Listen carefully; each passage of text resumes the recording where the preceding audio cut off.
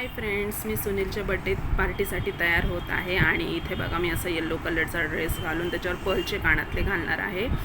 आणि पर्लचे कानातले हे ऑलमोस्ट सगळ्याच ड्रेसवर जातात आणि मला पर्लचे कोणतेही कानातले फारच आवडतात. पर्ल हे कलेक्शनच मला खूप आवडतं आणि असे मी ओपन हेअर करून मस्त पर्लचे कानातले घालून आता हे हातामध्ये छानसं ब्रेसलेट घालत आहे आणि एक वॉच घालून मस्त पिंक कलरची लिपस्टिक लावून असं मी फायनल माझं लूक तयार केलेलं आहे.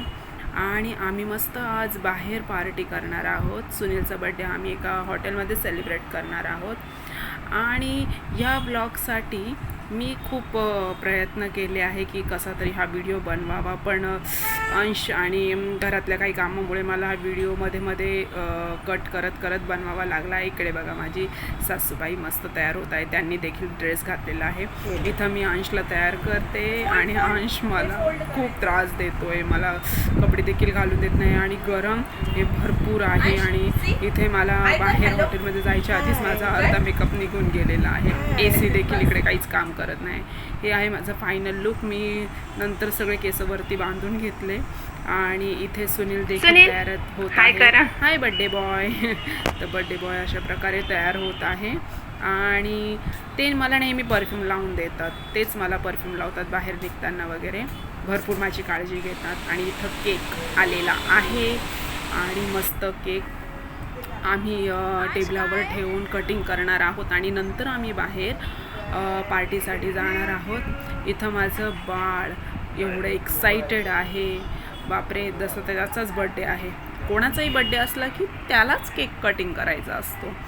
आणि इथं बाबा सुनील मस्त इथं पूर्ण तयारी चालू आहे फोटो काढायची. हे काका आहे अंशचे आणि ते फोटो काढण्यासाठी रेडी आहे आणि आई अंशला खेळवते आणि इथं बड्डे बॉय सेटिंग करतोय फोटो काढण्यासाठी. स्टँडवर कॅमेरा लावला आहे आणि आई औक्षण करणार आहे पहिल्यांदा सुनीलचे आणि त्यांनी पहिल्यांदा टीका वगैरे लावला आणि टीका लावला की अंशला देखील टीका लावावाच लागतो, नाहीतर तो ऐकत नाही.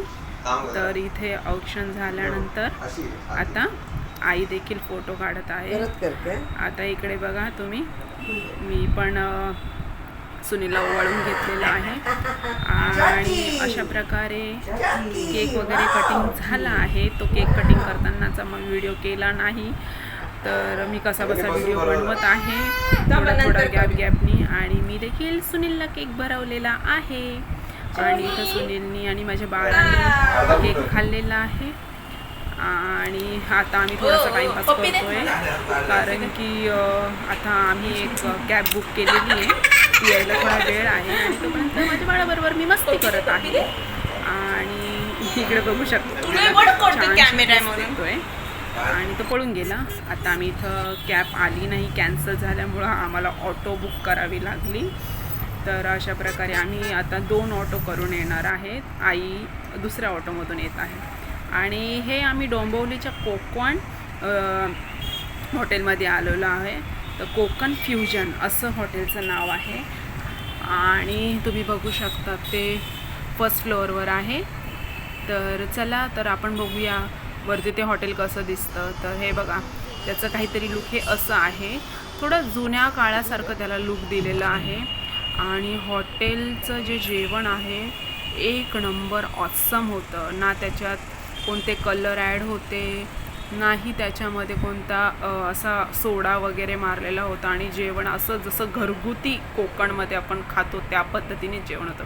हे बघा अंश इथे आलेला आहे आणि खूप एन्जॉय करतो आहे आणि त्याच्यासाठी तर मी घरूनच जेवणाचा डबा घेऊन आले. तो कुठेही बाहेर खात नाही, त्याला माझ्याच हातचं जेवण लागतं, जेवला वगैरे.